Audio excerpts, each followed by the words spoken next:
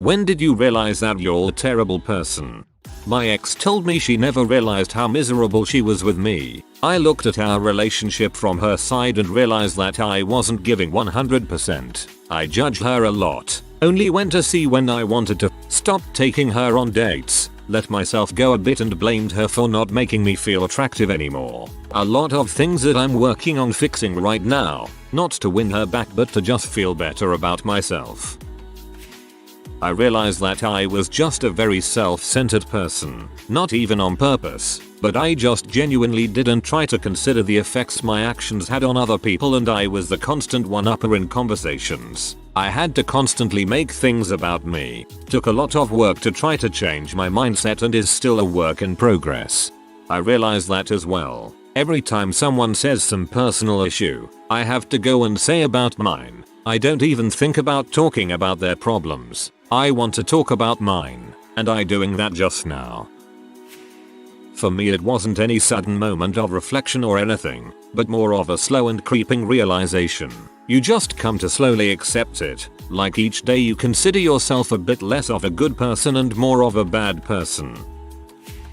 A few years ago, while helping a friend move some furniture, his 70-ish mother picked up a curtain rod from a pile of them leaning in a corner. Among them was a cast iron one that was very heavy. It fell and knocked her unconscious in a very cartoonish kind of way. It hit her. She straightened up and just fell over backwards. I laughed and could not stop. I realized after a few moments that everyone was staring at me as though I just crap on the dining room table. Yep, I am a terrible person. TLDR. Laughing at old ladies being knocked unconscious is a faux pas. I noticed as a teenager but kind of ignored it. My wife's behavior and responses to things really makes it clear though. She'll say or react to something and I'll be like, oh yeah, probably should have said X or done Y. When I found out Allison Mack and Kristen Kruk of Smallville were part of a sex cult that trafficked women, and my first thought was that I'd love to be in a sex cult with Allison Mack and Kristen Kruk. I've discovered I'm only a terrible person when driving. I'm not really sure why me getting behind the wheel makes me want everyone else on the road to die in fiery crash, but there it is.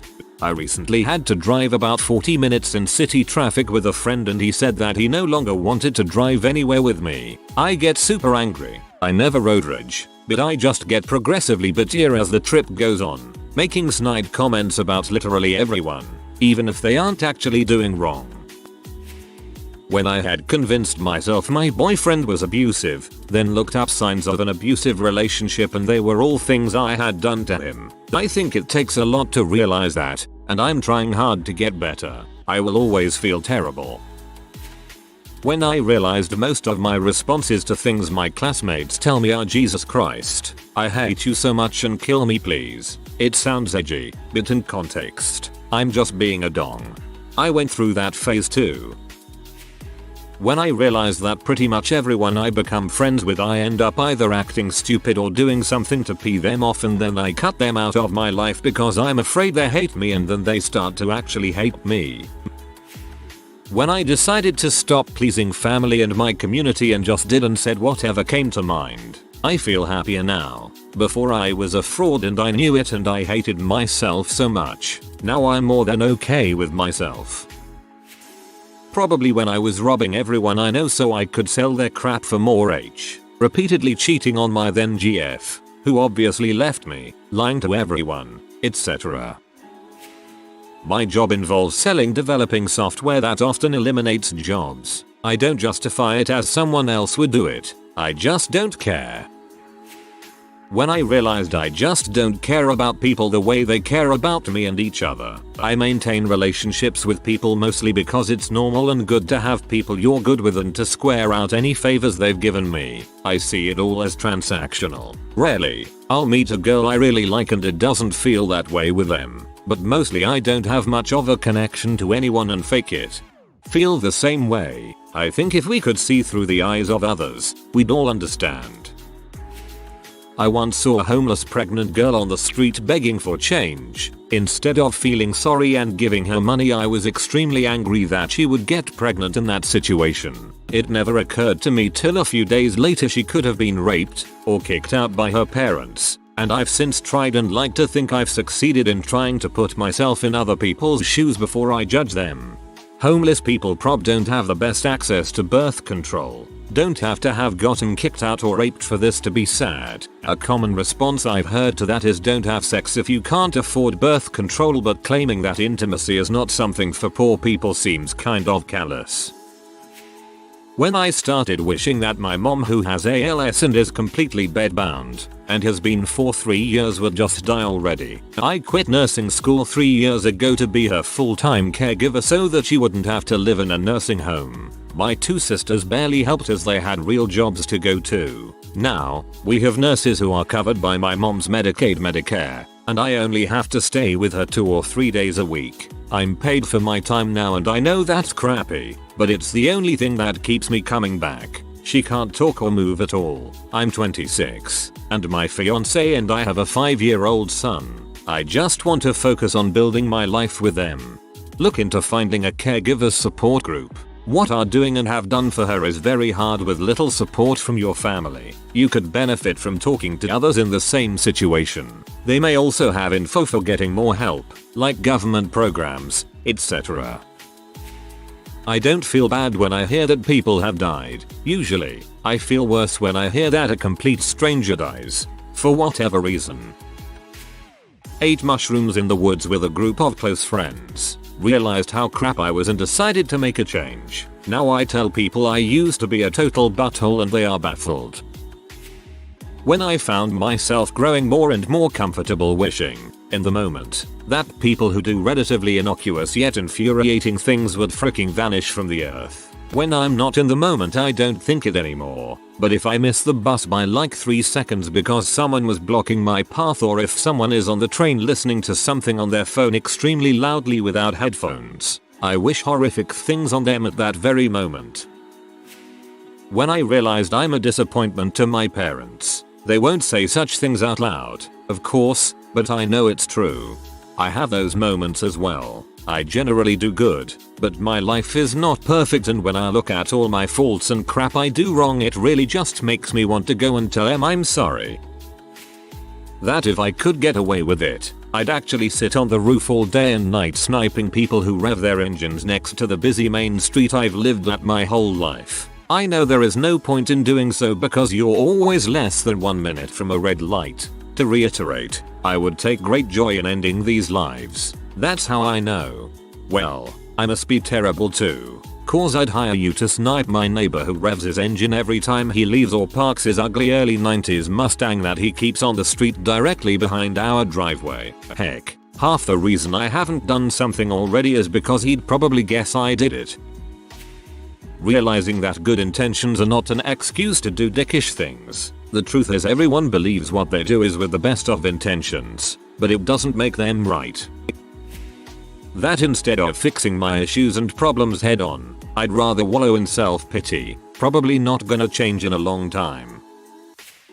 I criticized Rihanna for being a loser after getting back with Chris Brown and was immediately called a jerk for not understanding the cycles of abuse and victim shaming. When my GF died, her parents reached out and offered to get me to the ceremony. I ghosted them and what feels like skipped a month until realizing what really happened and what I did afterwards. This doesn't make you terrible. A lot of people disappear when a loved one passes. Honestly, I'm sure they understand. And if they don't, you can always explain to them why you vanished.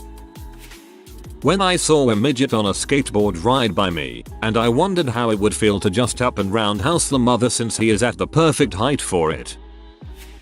I cheated on my boyfriend of a year after lying to him about where I was going and who I'd be with. He agreed to stay with me and work on things even after I betrayed him, and then I broke up with him a few days later because it was too hard. I then started dating the guy I cheated on him with. That guy broke up with me after a month. Then I realized I can add liar, cheater, bad judge of character, selfish, impulsive, idiot, and about a million other things to my list of faults. When my wife was talking to my ex-GF and my wife casually mentioned that I was out with my friends, my ex was surprised I had any friends. My wife asked her why she'd think that and she told her don't take this the wrong way but he pushes people away and never gets close to anyone. All my friends thought he was an butthole. It's true I turned down 90% of the invites I get from friends or colleagues. I like having friendly acquaintances but man how do you choose friends? It just seems like so much work and I really value my alone time on weekends. It took many years and lots of hard work, but I finally managed to overcome my conditioning to be the person I was meant to be. When I had a bunch of people start treating me like crap and I got upset only to realize that's exactly how I treat everybody else. Since then I've been more self-aware and socially aware about what I say and do with people. I was smoking weed with a guy I met a couple months before. We had a thing and he was crazy about me, used to do everything for me. When I was high I couldn't stop thinking he would rape and hurt me, even though I really trust him sober. That was the moment I realized I have an ugly mind. When this girl, single mom, was calling me stupid because I made a mistake, I blurted out, "So how's your boyfriend?" She shut up immediately. I didn't feel bad until my boyfriend called me terrible. Then I got angry at him because I felt like I was just defending myself from a very rude person. It wasn't until I calmed down that I realized holy crap, I just wrecked this girl's life. I realized it was low blow and I shouldn't had said that but I still didn't feel that bad. She was a total B for as long as I knew her. So, yeah, I'm a terrible person and I know it and I wish I wasn't but I also don't care that much. This doesn't really seem that bad. Well I came to the realization I'm quite selfish, and probably too selfish to want to change. And my friends or groups or whatever, they just sort of left. Now one time you think it's them not you. 2 times the same, maybe 3 times at a push, but many times my friends have just stopped talking to me, stopped texting, ghosted me basically. I tried to think of what I did, like I wasn't asking for inappropriate photos or stealing or not paying bills or anything, but in the end after so much time and so many people, I concluded it was in fact my fault and I am just a bad person. When someone gets something I wanted, but didn't get, I do all that "I'm happy for you" crap but I don't mean it at all. I think there's a part of this in everyone when this happens. The fact you don't act on your instinctive reaction is a sign you're not all bad. I ghosted almost everyone close to me in the past couple of years that isn't my father. My friendships, online or real, never last more than a couple of months. When I held a grudge against a few people because of what they did, I've learned from that and actually I'm scared to hold grudges and instead, be forgiving and sincere. When I finally came to terms with the fact that I don't want children simply because I'm selfish, I don't want to give up my free time, sleep, disposable income to care for someone else. I am a terrible person. No, you've been brainwashed into believing that parents are inherently better than the child-free. They aren't. It's simply a personal choice. I could argue that it's pretty selfish to gaze out upon a world suffering from an overabundance of humanity and saying, you know, what this place really needs is some more of me. When my boyfriend said he hesitates to tell me things he's excited about because he's afraid I'll get mad, I do tend to be a bee and overreact to a lot of stuff. But dang, that broke my heart. I'm no longer his safe space, his confidant. I'm working harder than ever to fix that. When LOL released Chroma skins for Cyan the other day, he was so excited he's been waiting years and then he got quiet and said, "I almost didn't tell you. I was worried you'd be mad." For context, he hadn't texted me back for several hours and his response was a call about Cyan's new skins. I might have been irritated. I wasn't, but I was so happy for him.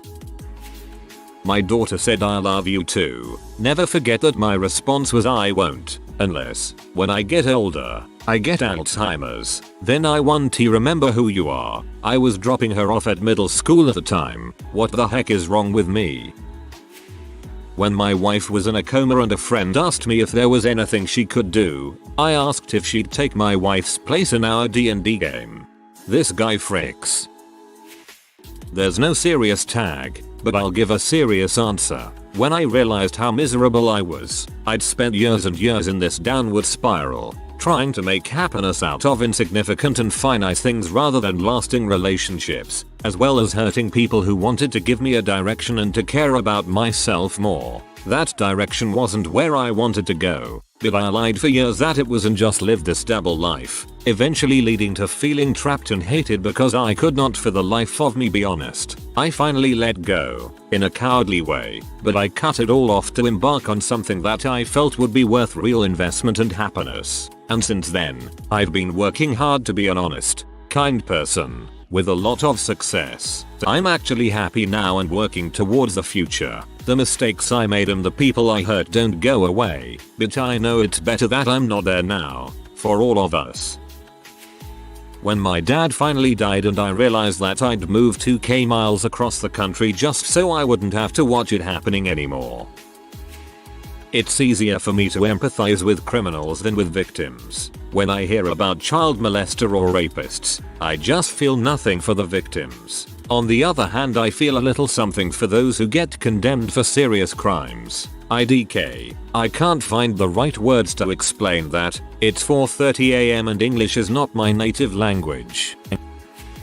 When I realized I legit do not need people in my life to make myself happy, I'm content, comfortable, and happy with how I am. I have zero interest in changing who I am for anybody else. Unfortunately, such an attitude has netted me friends with completely opposite attitudes. A bunch of bastards.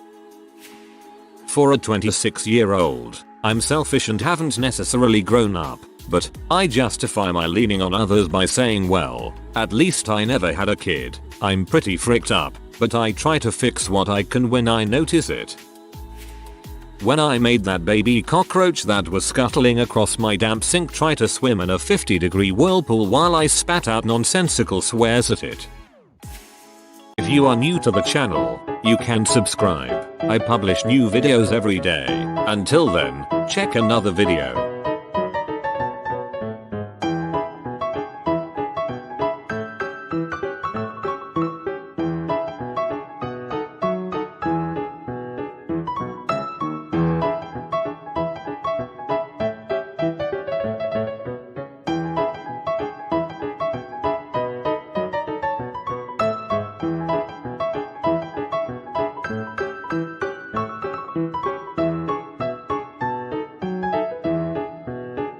Bye for now.